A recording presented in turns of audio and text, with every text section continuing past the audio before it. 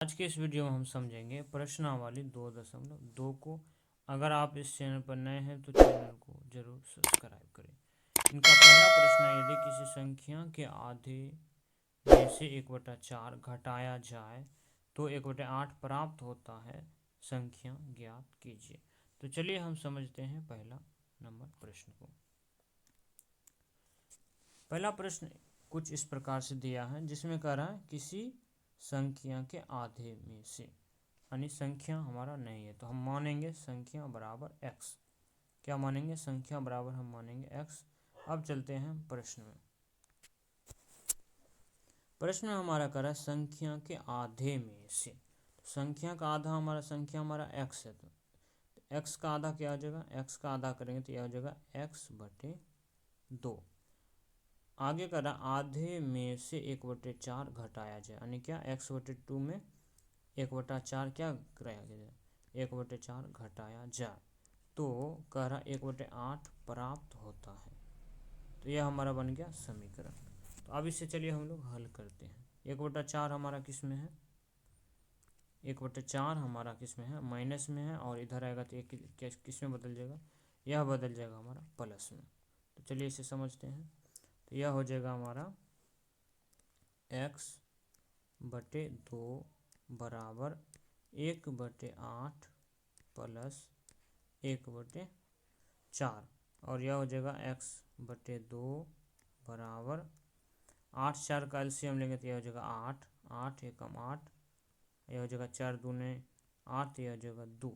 तो x/2 बराबर यह हो जाएगा हमारा 3/8। अब यह हमारा 2 किस में है? 2 हमारा भाग में है, और इधर आएगा तो ये किस में बदल जाएगा? यह बदल जाएगा हमारा गुना में बदल जाएगा। तो चलिए इसे भी हम समझते हैं। तो यह हो जाएगा हमारा कितना? यह हो जाएगा x बराबर 3/8 गुना यह हो जाएगा 2, यह कट जाएगा, 2 चौक 8 हमारा हो जाएगा। तो x बराबर यह हमारा हो जाएगा 3/4। यह हो जाएगा पहला प्रश्न का आंसर। तो चलिए अब हम समझते हैं दूसरा प्रश्न को।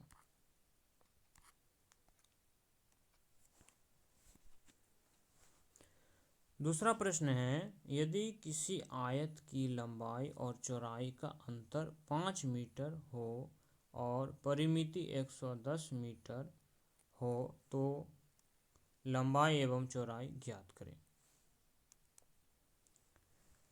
तो इस प्रश्न को हम पहले से हल किए हुए हैं, तो चलिए इन प्रश्न को हम लोग समझते हैं। हम लोग इस प्रश्न में क्या मानेंगे? करें किसी आयत की लंबाई और चौड़ाई, और इस प्रश्न क्या है? आयत का नहीं हमें लंबाई मालूम है, नहीं हमें चौड़ाई मालूम है। तो क्या करेंगे? लंबाई हम मानेंगे, माना कि आयत की लंबाई x, और आयत की चौड़ाई क्या मानेंगे? y। अब कह रहा है लंबाई और चौड़ाई का अंतर कितना है? 5। अंतर का मतलब क्या हो जाएगा? घटा, यानी x माइनस क्या हो जाएगा? y बराबर क्या है? 5 है, यानी इन दोनों का अंतर क्या है? 5 है। क्या हो जाएगा? x माइनस वाई बराबर 5। अब परिमिति कर रहे थे, आयत का परिमाप बराबर क्या होता है? आयत का परिमाप, और इसको हम क्या माने हैं? इसको मान लिया x माइनस वाई बराबर 1। क्या हो जाएगा हमारा समीकरण फर्स्ट। अब हम लोग जानते हैं आयत का परिमाप बराबर होता है 2 गुना लंबाई प्लस चौड़ाई, और आयत का परिमाप यहाँ दिया है कितना? 110 मीटर। तो हम लोग लिखा है आयत की परिमाप बराबर 110 मीटर। तो यह हो जाएगा आयत की परिमाप बराबर 2 गुना लंबाई। तो लंबाई हमारा दिया है x, तो हम लोग यहाँ लिख दिए हैं 2 इंटू एक्स माइनस वाई बराबर कितना? 110। तो चलिए अब यहाँ से हम थोड़ा समझते हैं। तो यह जैसे हम लिखें यहाँ 2 इंटू एक्स माइनस वाई बराबर यह हो जाएगा 110।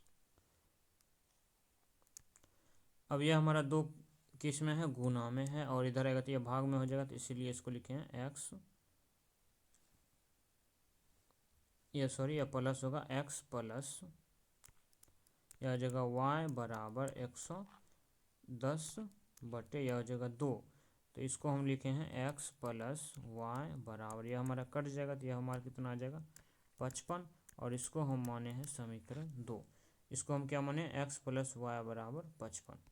और पहला समीकरण क्या है, पहला हमारा है x माइनस वाई बराबर 5। अब क्या करें हैं, समीकरण फर्स्ट तथा सेकेंड को जोड़े हैं। समीकरण फर्स्ट और सेकेंड को किस तरह से जोड़े हैं, तो चलिए इसे भी हम लोग समझते हैं। जैसे हमारा समीकरण फर्स्ट क्या है, समीकरण फर्स्ट हमारा दिया है, समीकरण फर्स्ट हमारा है x माइनस वाई बराबर 5। समीकरण सेकेंड हमारा हो गया x प्लस वाई बराबर, यह हो जाएगा हमारा कितना, 55। तो इसको हम जोड़ेंगे तो यह हो जाएगा कितना, यह माइनस वाई और यह वाई कट जाएगा, तो यह हो जाएगा हमारा 2x बराबर 60। क्या लिखे हम लोग यहाँ लिखे 2x बराबर 60। तो x बराबर क्या हो जाएगा, यह हो जाएगा x बराबर 60/2 और x बराबर यह हमारा आ जाएगा 30। क्या हो जाएगा, x बराबर 30, यह हमारा आ जाएगा लंबाई। यह क्या आ गया हमारा, लंबाई कितना आ गया, लंबाई हमारा आ गया 30। अब क्या किए हैं समीकरण फर्स्ट से, समीकरण फर्स्ट में क्या किए हैं, समीकरण फर्स्ट में हमारा क्या है, x माइनस वाई है। x माइनस वाई बराबर हमारा दिया है 5। तो x हमारा कितना है, लंबाई हमारा दिया है 30, तो यह हो जाएगा 30 माइनस वाई बराबर 5। अब यह 30 को हम इधर लाएंगे तो यह हो जाएगा किस में आ जाएगा, माइनस में। तो माइनस वाई बराबर क्या हो जाएगा, 5 माइनस 30, जो कि हम लिखे हुए हैं, यहाँ पे हम लिखे हुए। यह हो जाएगा माइनस वाई बराबर, यह हो जाएगा हमारा माइनस 25 और यह माइनस माइनस हमारा कट जाएगा, इसीलिए वाई बराबर क्या आ जाएगा हमारा 25। तो आयत की लंबाई बराबर हमारा कितना निकल गया, x। तो x हमारा कितना है 30 मीटर और चौड़ाई हमारा कितना हो गया y, यह क्या हो जाएगा, यह हो जाएगा हमारा 25 सेंटीमीटर। तो यह रहा हमारा इस प्रश्न का उत्तर। तो चलिए अब हम समझते हैं तीसरा प्रश्न को।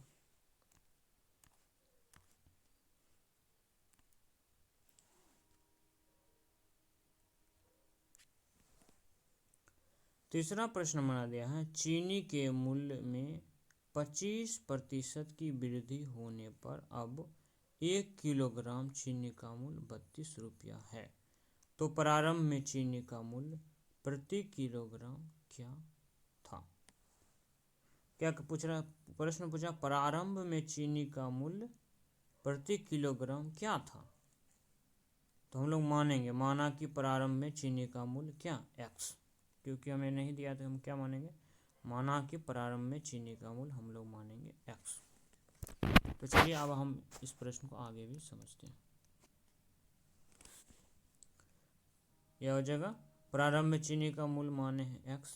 तो चीनी के मूल्य में 25% की वृद्धि होने पर, यानी किस में वृद्धि होगा, चीनी में, तो यानी x का क्या हो जाएगा, x का हो जाएगा हमारा 25%।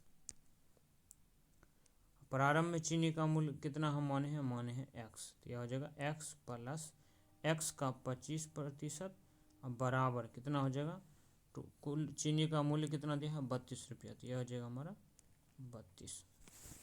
अब इस समीकरण को हम हल करेंगे तो यह हो जाएगा x प्लस x का 25%, तो क्या हो जाएगा, यह हो जाएगा x गुना 25% हटाएंगे तो यह हो जाएगा हमारा 100 बराबर, यह हो जाएगा हमारा कितना 32, कट जाएगा हमारा 25 चौके 100। तो अब इसको गुना करेंगे तो यह हो जाएगा हमारा x प्लस x बटे, यह हो जाएगा हमारा कितना 4 बराबर, यह हो जाएगा 32। अब x इसके नीचे हम मान लेंगे तो यह 1 है, तो यह हो जाएगा हमारा इन दोनों का एलसीएम लेंगे, x बटे 1 का और x बटे 4 का, तो यह हो जाएगा 4, यह हो जाएगा 4x प्लस x बराबर 32। अभी 4 को इधर लाएंगे तो यह किस में बदल जाएगा, गुना में, क्योंकि यह भाग में, तो यह कितना हो जाएगा, यह हो जाएगा 4x plus x। 4x plus x करेंगे तो यह हो जाएगा हमारा 5x बराबर 32 गुना, यह हो जाएगा 4 और यह हो जाएगा 5x बराबर 32 गुना 4 करेंगे तो यह हो जाएगा हमारा 128 और यह हमारा गुना में इधर आएगा तो यह भाग में हो जाएगा, यह हो जाएगा 128 बटे 5। अब इसको भाग देंगे तो यह हो जाएगा x बराबर, भाग करेंगे तो कितना आ जाएगा, यह आ जाएगा 25.6। यह हो जाएगा इस प्रश्न का उत्तर। तो प्रारंभ में चीनी का मूल्य कितना आ जाएगा, प्रारंभ में चीनी का मूल्य हो जाएगा 25.6। तो चलिए अब हम समझते हैं चौथा प्रश्न को।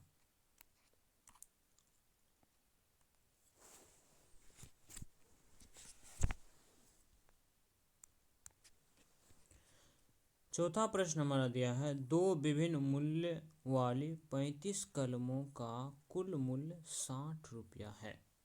क्या करें, दो विभिन्न मूल्य वाली 35 कलमों का मूल्य 60 रुपया है। यदि एक सस्ती कलम का मूल्य 1.5 रुपया एवं एक महंगी कलम का मूल्य 2 रुपया है तो कितनी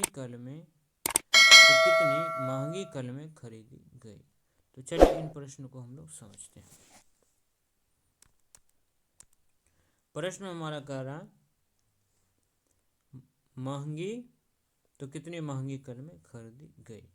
तो हम लोग माना कि महंगी कलमों की संख्या बराबर x, जो कि क्या है, नहीं दिया है, नहीं दिया तो हम इसे क्या मानेंगे, x। दूसरा हमारा दिया है सस्ती कलमों की संख्या। तो हम जानते हैं अगर हम महंगी कलमों की संख्या x माने हैं और टोटल कलमें कितना है, 35 है। टोटल कलमें हमारा कितना है, 35 है। तो 35 में से अगर हम महंगी कलमों को घटाएंगे तो यह हमारा कितना निकल जाएगा, यह हमारा निकल जाएगा सस्ती कलमों की संख्या। तो यहाँ क्या लिखे हैं, 35 सस्ती कलमों की संख्या बराबर 35 माइनस x। तो चलिए अब हम इसे आगे समझते हैं, इसको मिटाते हैं हम।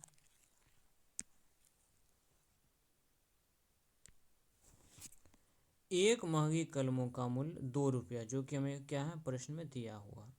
एक महंगी कलमों का मूल्य 2 रुपया, यह हमें प्रश्न में दिया है।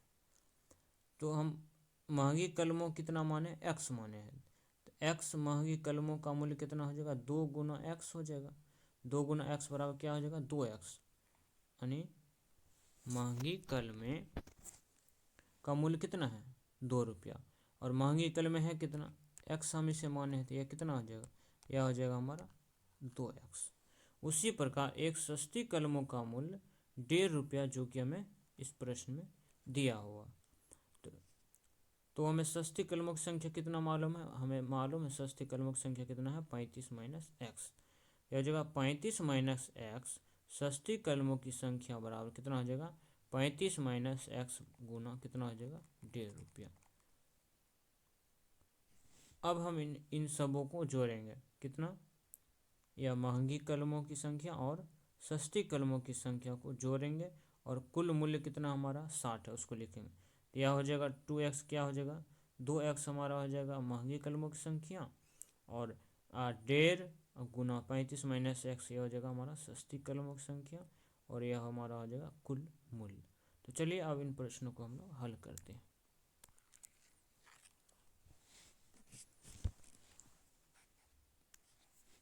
अब यह हमारा हो जाएगा कितना, यह हो जाएगा हमारा 2x, यह हो जाएगा हमारा 2x प्लस, अब यह हमारा कितना है, 1.50 इंटू है हमारा 35 माइनस x बराबर 60। अब यह दशमलव हटाएंगे तो यह कितना हो जाएगा, यह आ जाएगा हमारा 100। अब इसको 0 0 काटेंगे, यह कट जाएगा हमारा। अब यह कट जाएगा 3 5 15, और यह कट जाएगा 2 5 10, यह कट जाएगा हमारा 2 5 10। तो यह हो जाएगा हमारा कितना, 2x plus 3/2 into 35 minus x बराबर, यह हो जाएगा हमारा 60। अब यहाँ से हम इसे अगला पृष्ठ में हम लोग समझते हैं। हमारा क्या आ गया था, हमारा आया था कितना, इसको नोट करेंगे, 2x प्लस 3/2। तो हम लोग क्या लिखेंगे, हम लोग लिखेंगे 2x प्लस 3/2 इंटू कितना हमारा दिया, उसके बाद 35 माइनस x बराबर 60। 35 माइनस एक्स बराबर यह हो जाएगा हमारा 60। अब इसे हम लोग हल करते हैं। एक बार 3/2 में गुना करेंगे किससे, एक बार 35 से गुना करेंगे, फिर हम किससे गुना करेंगे, माइनस एक्स के साथ गुना करेंगे। तो यह हो जाएगा हमारा 2x प्लस 35 गुना 3/2 गुना 3/2 गुना यह हो जाएगा 35 माइनस से लगाएगा माइनस, यह हो जाएगा 3/2 गुना x बराबर यह हो जाएगा हमारा 60। अब यह हो जाएगा हमारा 2x प्लस 35 गुना 3 करेंगे तो यह हो जाएगा हमारा कितना, 105/2 माइनस यह हो जाएगा 3x/2 बराबर यह हो जाएगा हमारा 60। अब हम चर को चर के साथ करेंगे तो यह कितना आ जाएगा, यह हो जाएगा हमारा 2x माइनस 3x/2। चर को हम एक साथ किए और अचर को एक साथ करेंगे तो यह हो जाएगा हमारा बराबर 60 या 105/2, इसमें इधर हमारा किस में है, प्लस में, और इधर लाएंगे बराबर के इधर तो यह हो जाएगा हमारा माइनस में। तो यह हो जाएगा 105 बटा यह हो जाएगा 2। अब इन दोनों का एलसीएम करेंगे तो यह आ जाएगा हमारा कितना, इसका एलसीएम करेंगे और इनका भी एलसीएम करेंगे तो यह आ जाएगा हमारा, इनका एलसीएम 2, 2 एकम 2 तो यह 2 दूना 4x माइनस 3x बराबर, इसका भी एलसीएम करेंगे तो इसका एलसीएम आ जाएगा हमारा 2 और 6 दूना यह हो जाएगा हमारा 12 यानी 120 माइनस 100 यह हो जाएगा 5। अब इनको हम घटा के अगले पृष्ठ में हम लोग लिखते थे। यहाँ पे हमारा क्या दिया है, 4x माइनस एक्स, इसको घटाएंगे तो यह हमारा कितना आ जाएगा, इसको घटा के लिखेंगे तो यह हो जाएगा x/, इसको घटा के लिखेंगे तो यह हमारा कितना आ जाएगा, यह आ जाएगा हमारा x/2। अब घटाएंगे 120 में से 105 को घटाएंगे, 120 में से हम क्या करेंगे, 105 को घटाएंगे तो यह हमारा कितना आ जाएगा, 120 में से 105 को घटाएंगे तो यह हो जाएगा 15/2। तो अगले पृष्ठ में चलिए हम इसे भी लिखते हैं तो यह हो जाएगा हमारा बराबर 15/2। अब हम इसको क्या करेंगे, गुना करेंगे, कोना कोनी गुना करेंगे तो यह हो जाएगा हमारा 2x बराबर 15 गुना यह हो जाएगा 2। किस तरह से किए, चलिए हम इसे समझें। इसको हम गुना करेंगे इसके साथ और इसको गुना करेंगे हम इसके साथ, इस तरह से हम गुना करेंगे। यह हो जाएगा हमारा 2x बराबर 30। अब यह गुना में है, बराबर किधर आएगा, यह हो जाएगा हमारा भाग में, तो यह हो जाएगा x बराबर 30/2 और यह हमारा कट जाएगा, 15 दूना 30, तो x बराबर यह आ गया हमारा कितना, 15। तो क्या हो गया, यह आ गया हमारा कितना, मांगी कलमों की संख्या कितना आ गया, यह आ गया हमारा 15, यानी मांगी कलमों की संख्या कितना है, 15। तो चलिए अब हम समझते हैं 5वां नंबर प्रश्न को। आप इसको एक बार और देख सकते हैं, इस तरह से हम इस प्रश्न को क्या करेंगे, बनाएंगे। तो चलिए अब हम समझते हैं 5वां प्रश्न को।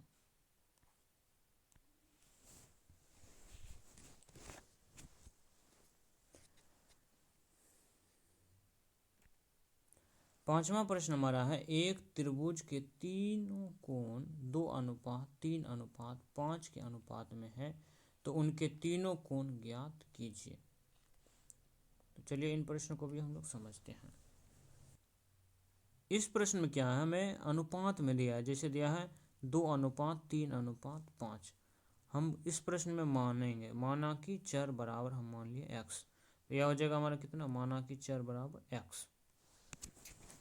प्रश्न में क्या दिया है, 2:3:5, तो यह किसके बराबर हो जाएगा, चर माने x, तो यह हो जाएगा 2x/3x/5।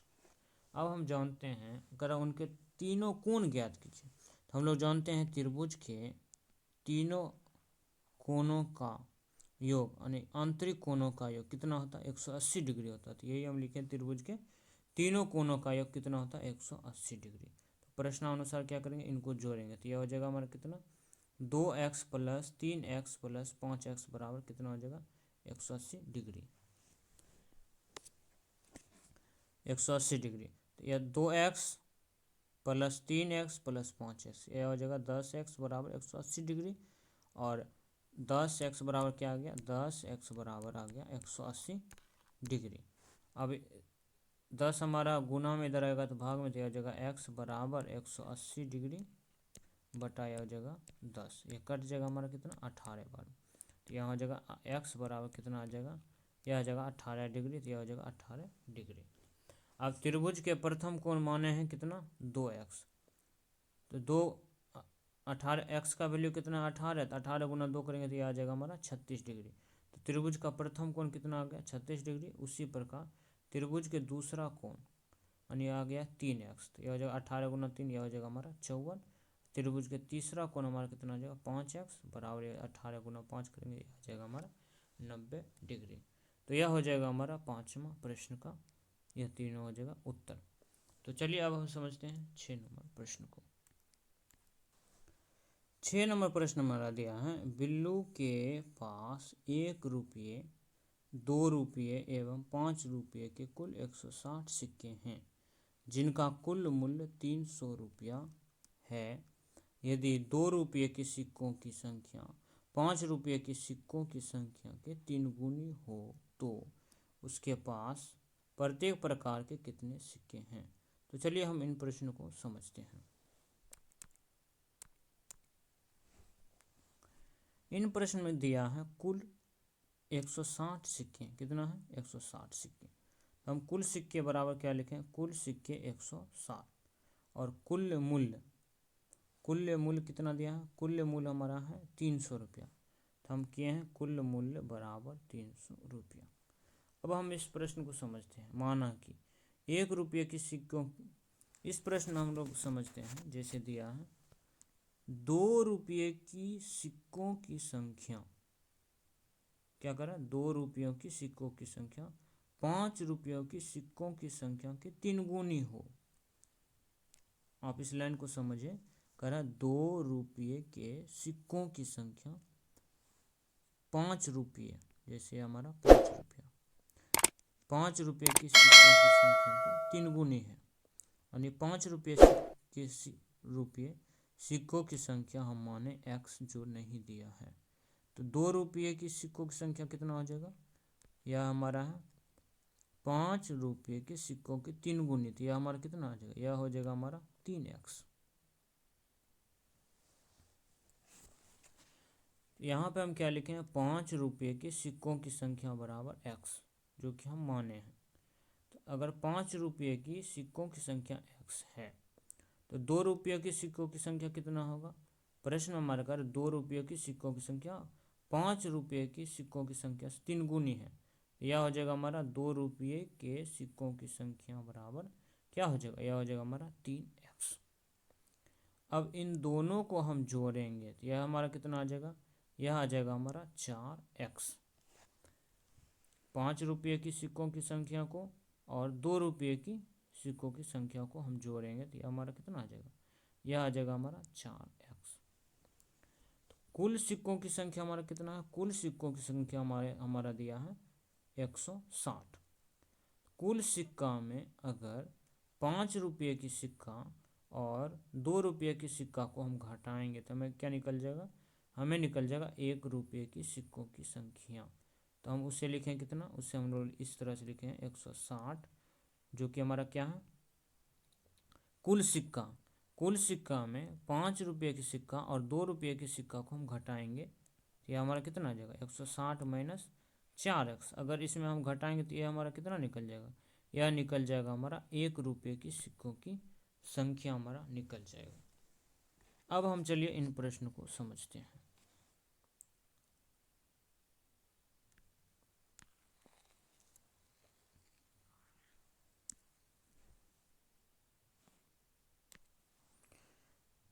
प्रश्नानुसार क्या हो जाएगा, देखिए 1 रुपये की सिक्कों की संख्या कितना है 160 माइनस 4x। तो 1 गुना हम लोग ने यहाँ लिखा 160 माइनस 4x। अब 2 रुपयों की सिक्के की संख्या कितना है? 2 रुपये के सिक्कों की संख्या कितना है? 3x। तो यह हो जाएगा, यहाँ क्या हो जाएगा? 2 गुना 3x, क्योंकि 2 रुपये की सिक्कों की संख्या कितना है? 3x। अब 5 रुपयों की सिक्का की संख्या कितना? x। तो इसको हम लोग लिख सकते हैं 5 गुना x लिखें, या इसको लिखें हम 5x। यहाँ हम डायरेक्ट लिखें कितना? 5x। अब हम समझते हैं आगे। अगर हम 1 गुना 160 माइनस 4x करेंगे तो यह कितना आ जाएगा? यह आ जाएगा हमारा 160 माइनस 4x। यह कितना आ जाएगा? 160 माइनस 4x।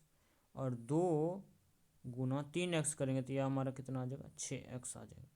और यह हमारा प्लस 5x किसके बराबर है? कुल मूल्य टोटल कितना है? कुल मूल्य इनका कितना है? 300। कुल मूल्य यहाँ कितना है? 300। तो यहाँ हम लोग बराबर में लिखेंगे 300। अब यह हो जाएगा हमारा समीकरण, यह बन के हमारा तैयार है। अब इसको हम लोग हल करते हैं। इसको हल करेंगे तो यह हो जाएगा 4x, यह हो जाएगा 4x, 6x प्लस 5x। इससे हम लोग समझा जैसे दिया है -4x plus 6x plus 5x। इसको जोड़ेंगे तो यह हो जाएगा 6 5 11x। यह हो जाएगा प्लस 11x, यह हो जाएगा -4x। 11 में से 4 को घटाएंगे तो ये कितना आ जाएगा? यह आ जाएगा हमारा 7x। तो इन तीनों को हम जोड़ के क्या लिखे हैं? नीचे हम लोग लिखे हैं 7x। अब यह बराबर इधर है 300 तो लिखे 300। यह हमारा प्लस में इधर आके हमारा हो जाएगा माइनस में, तो यह हो जाएगा 300 माइनस 60। अभी 300 में 160 को घटाएंगे तो यह कितना आ जाएगा? यह आ जाएगा 140। कितना आ जाएगा? 140। यह हो जाएगा कितना? 7x बराबर कितना हो जाएगा? 140। यहाँ पे जो लिखें 7x बराबर 140। अब यह x को कितना लिखेंगे? यह लिखेंगे 140 बटे 7। यह कट जाएगा 2 बार में, 7 दूना 14, तो यह हो जाएगा 20। यानी x बराबर कितना आ गया? 20। x किसको माने हैं? 5 रुपये की सिक्कों की संख्या माने हैं x। तो यानी x 5 रुपये की सिक्कों की संख्या कितना आ जाएगा?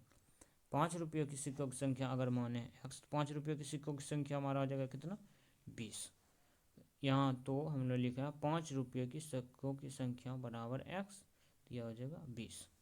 उसी प्रकार 2 रुपये की सिक्कों की संख्या हम कितना माने हैं? 3x, क्योंकि प्रश्न में हमारा दिया है 2 रुपये के सिक्कों की संख्या 5 रुपये की सिक्कों की संख्या के 3 गुनी है, तिगुनी है। यह जो 3x, तो यह हो जाएगा x हमारा कितना आया है? 20। तो 3 गुना 20 यह हमारा हो जाएगा 60। उसी प्रकार 1 रुपये की सिक्कों की संख्या हमारा कितना है? 160 माइनस 4x। x हमारा कितना आया है? 20। 20 गुना 160 माइनस 80, तो यह हो जाएगा 80। तो कुल सिक्कों की संख्या हमारा कितना है? कुल सिक्कों की संख्या आ गया हमारा 160। अब 5 रुपये की सिक्कों की संख्या हमारा कितना आ गया? 20। 2 रुपये की सिक्कों की संख्या हमारा 60। और 1 रुपये की सिक्कों की संख्या हमारा कितना आ गया? 80। तो यह रहा हमारा 6 नंबर प्रश्न का उत्तर। तो चलिए अब हम समझते हैं 7वां नंबर प्रश्न को। 7वां प्रश्न हमारा है, पिता ने अपने 3 संतानों के बीच अपनी संपत्ति का बंटवारा 1:2:3 किसमें दिया? 1:2:3 के अनुपात में करता है और अपने लिए 1,00,000 रुपये रखता है। यदि उसकी कुल संपत्ति 2.5 लाख रुपये की हो तो प्रत्येक संतान को हिस्से के रूप में क्या मिलेगा? तो चलिए हम इन प्रश्नों को भी समझते हैं। प्रश्न में हमारा दिया है यदि उसकी कुल संपत्ति कितना है? 2.5 लाख। तो हमने यहाँ पर लिखा है पिता की कुल संपत्ति बराबर 2.5 लाख। पिता ने अपने लिए 1,00,000 रुपये रखता है। इन प्रश्न में क्या दिया है? यहाँ पे दिया है और अपने लिए 1,00,000 रुपये रखता है। तो मैंने यहाँ लिखा है पिता अपने लिए 1,00,000 रुपये रखता है। पिता ने अपने बच्चों में बांटने के लिए रखे। अब इससे हम लोग समझते हैं।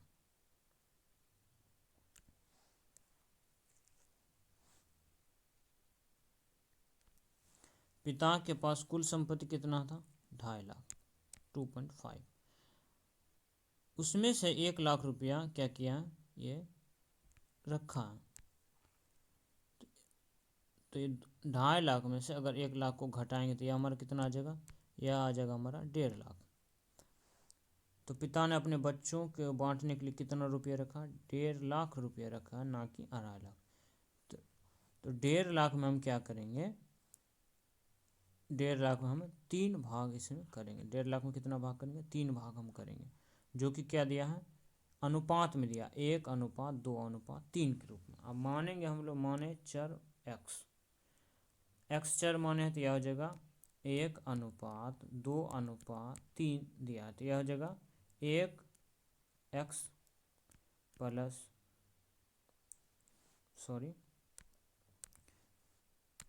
1x अनुपात 2x अनुपात यह हो जाएगा हमारा कितना, 3x। किसके बराबर हो जाएगा, यह हो जाएगा हमारा 1.5 लाख के बराबर। अब इसे हम लोग चलिए समझते हैं यहाँ पे। तो यह हो जाएगा कितना, x + 2x + 3x बराबर कितना, 1.5 लाख। तो यह इसको जोड़ेंगे तो यह हमारा कितना आ जाएगा, 6x, और यह हो जाएगा हमारा 1.5 लाख। अब यह 6x हमारा क्या हो जाएगा, 6x बराबर हमारा है 1.5 लाख।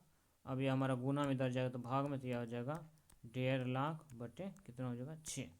अब हम इसमें भाग करेंगे तो यह आ जाएगा हमारा कितना, 25,000।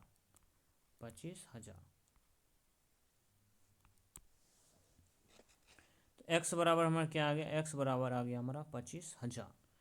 पिता ने अपनी प्रथम संतान के लिए, प्रथम संतान हमारा कितना, x, तो यह हो जाएगा कितना, 25,000। पिता ने अपने द्वितीय संतान के लिए कितना, 2x, हम लोग चर माने तो यह जो 2 × 25 तो यह हो जाएगा 50,000। पिता ने अपने तृतीय संतान के लिए 3x, यानी हो जाएगा 3 × 25,000 करेंगे तो यह आ जाएगा 75,000। यानी कितना आ जाएगा, पहले संतान को 25,000, दूसरे संतान को 50,000, तीसरे संतान को 75,000, और तीनों को हम जोड़ेंगे तो यह हमारा कितना आ जाएगा, यह आ जाएगा हमारा 1.5 लाख। यह हो जाएगा इस प्रश्न का उत्तर। तो चलिए अब हम समझते हैं 8वें प्रश्न को।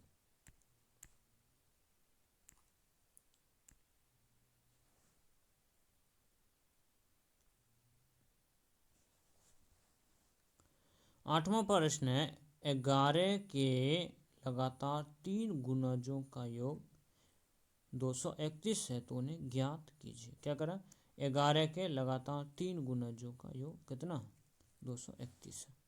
तो चलिए इन प्रश्नों को हम लोग समझते हैं।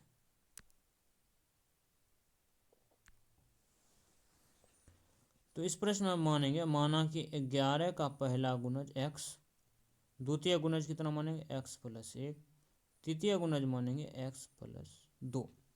प्रश्नानुसार क्या करें, 11 के लगातार 3 गुणज, एक बार हम गुना करेंगे 11 × x, दूसरा करेंगे 11 × x + 1, तीसरा करेंगे 11 × x + 2।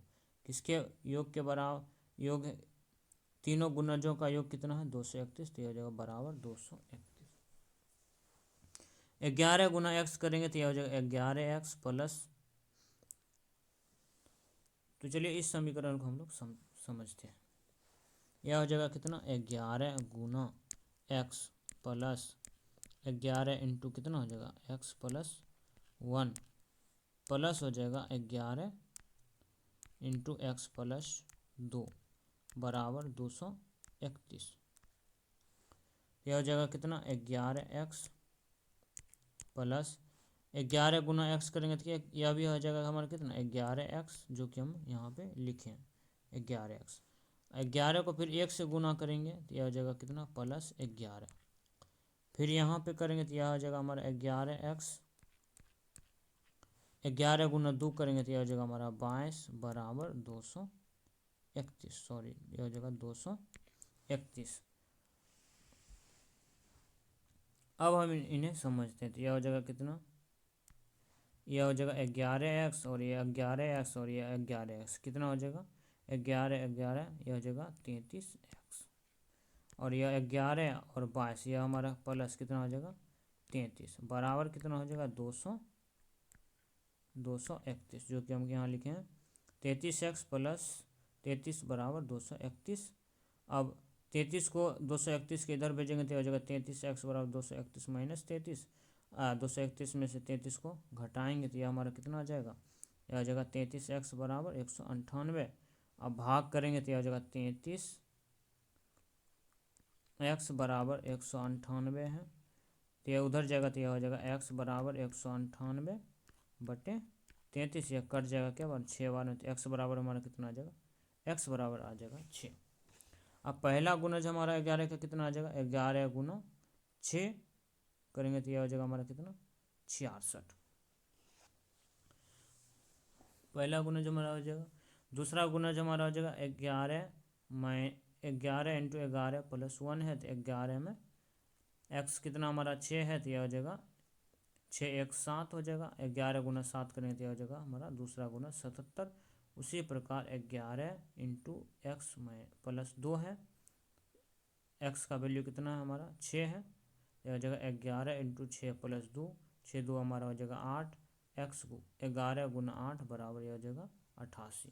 तो 11 के लगातार 3 गुणजों का योग कितना हो जाएगा, यह हो जाएगा 66, 77 और यह हो जाएगा 88। तो यह हो जाएगा इन प्रश्न का उत्तर। और यह हम क्या किए हैं आपको इस समझाने के लिए इस तरह से इसे हमें लिखे हैं। अगर आपको यह समझने में आसानी हो तो लाइक सब्सक्राइब करें और अपने दोस्तों के साथ भी शेयर करें। तो चलिए अब हम समझते हैं 9 नंबर प्रश्न को। 9वां प्रश्न हमारा कह रहा है, संकुल संस्थान केंद्र मध्य विद्यालय फरना में आयोजित बाल मेले में प्रत्येक विजेता छात्र को 2 कलम एवं विजेता को छोड़कर शेष सभी प्रतिभागियों को 1 कलम दिया गया। यदि 100 छात्रों के बीच 120 कलमें दिए गए तो विजेताओं की संख्या ज्ञात कीजिए। तो चलिए अब हम समझते हैं 9 नंबर प्रश्न को। 9वां प्रश्न में हमारा दिया है विजेताओं की संख्या ज्ञात कीजिए। क्या करा, विजेताओं की संख्या ज्ञात कीजिए। तो इन्हें भी हम लोग समझते हैं। तो हम मानेंगे विजेताओं की संख्या मान लिए हैं कितना x, विजेताओं की संख्या नहीं दिया तो इसे हम माने x। अब कुल संख्या हमारा 100 छात्र दिया। अगर विजेताओं की संख्या है हमारा, कुल छात्र हमारा कितना दिया है 100, और हम विजेताओं की संख्या कितना माने x। अगर 100 में से हम x को घटाएंगे तो यह क्या हो जाएगा, इससे हमें क्या पता होगा, इससे हमें निकल जाएगा विजेता को छोड़कर शेष सभी अन्य प्रतिभागियों की संख्या। अगर हम 100 में से x को घटाएंगे तो यह हमें प्राप्त होगा। आगे हम समझते हैं विजेताओं छात्र को कितना कलमे, 2 कलमे दिए गए। कितना कलमे दिए गए, 2 कलमे। और विजेता की संख्या कितना x, तो 2 गुना x करेंगे तो यह कितना आ जाएगा, यह हो जाएगा 2x। आगे हमारा क्या है, विजेताओं को छोड़कर शेष सभी अन्य प्रतिभागियों की संख्या। विजेताओं को छोड़कर शेष सभी अन्य प्रतिभागियों की संख्या कितना है 100 माइनस एक्स। तो यह हो जाएगा 100 माइनस एक्स, और उसे कितना कल में दिया गया 1 कल में, तो गुना इसमें कितना करेंगे 1, तो गुना इसे 100 माइनस एक्स में गुना करेंगे 1 से, तो यह कितना हो जाएगा, यह आ जाएगा हमारा 100 माइनस एक्स। अब 2 और 100 माइनस एक्स को जोड़ेंगे, किसको 2x और 100 माइनस एक्स को जोड़ेंगे, तो यह हो जाएगा 2x प्लस 100 माइनस एक्स, कुल कल में कितना है 120, तो बराबर क्या हो जाएगा 120। अब हम 2x में 2x प्लस 100 माइनस एक्स बराबर कितना 120। 2x में से x को घटाएंगे तो यह हो जाएगा हमारा कितना x, यह हमारा कितना हो जाएगा x, तो यह हो जाएगा x बराबर 120। अब यह 100 हमारा प्लस में इधर आएगा तो हमारे किसी में मिल जाएगा माइनस में, यह हो जाएगा 120 माइनस 100। x 120 में से 100 घटाएंगे तो यह हो जाएगा 20, तो x बराबर कितना हो गया 20। करा विजेताओं की संख्या, तो विजेताओं की संख्या माने हम लोग x माने हैं, तो जो हमें निकला है 20, तो विजेताओं की संख्या बराबर क्या हो जाएगा 20। तो यह हो जाएगा इस प्रश्न का उत्तर। तो चलिए अब हम समझते हैं अगले प्रश्न को।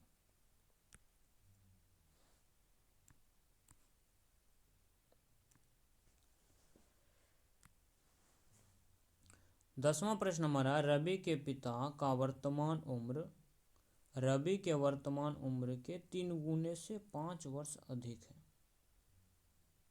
5 वर्ष बाद उनके उम्रों का योग 47 वर्ष होगा। दोनों की वर्तमान उम्र ज्ञात कीजिए। दोनों की वर्तमान उम्र ज्ञात कीजिए। तो चलिए हम इन प्रश्नों को भी समझते हैं। प्रश्न क्या दिया है, रवि के पिता का वर्तमान उम्र रवि के वर्तमान उम्र के 3 गुनी से 5 अधिक है। अगर हम मान लिए रवि के उम्र को माने x, जो कि यहाँ पे क्या लिखे, रवि माना कि रवि की उम्र x।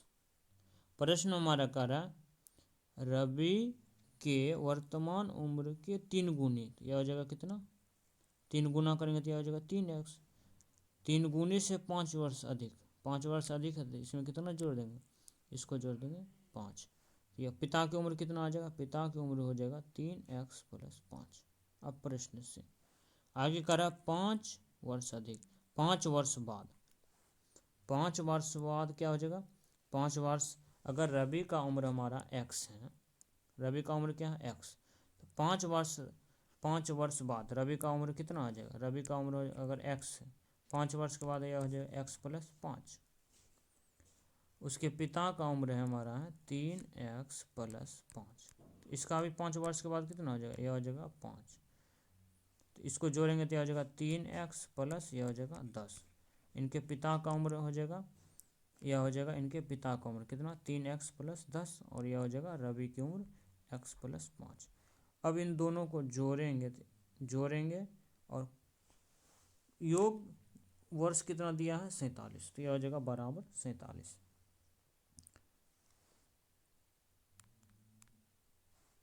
अब हम जोड़ेंगे x और 3x, तो यह हमें कितना आ जाएगा, यह आ जाएगा हमारा 4x, और यह हो जाएगा 5 + 10 करेंगे तो यह हो जाएगा हमारा 15 बराबर 47। 15 को इधर लाएंगे तो यह हो जाएगा 4x बराबर 47 - 15। अब 4x बराबर यह हो जाएगा 32, 32 आया गुना में, इधर आएगा तो भाग में, तो यह हो जाएगा 32/4, और यह कट जाएगा 32/4, 8 × 4 = 32। तो x बराबर कितना आ गया, x बराबर आ गया 8। रवि की उम्र हम माने हैं x, हमें x बराबर निकला 8, तो रवि की उम्र हमारा कितना निकल गया, रवि का उम्र हमारा निकल गया 8 वर्ष। यहाँ पे क्या लिखे, रवि की उम्र बराबर कितना आ गया 8 वर्ष। पिता की वर्तमान उम्र क्या होगा, पिता की वर्तमान उम्र 3 गुने से 5 अधिक है, तो x हमें निकला है 8, तो यह हो जाएगा 3 × 8 + 5, 8 3 हो जाएगा 24 + 5 बराबर यह हो जाएगा हमें 29। तो यह हो गया हमारा 10वां प्रश्न का उत्तर। अगर आपको यह वीडियो अच्छा लगा हो, लाइक सब्सक्राइब करें और अपने दोस्तों के साथ ज़रूर शेयर करें।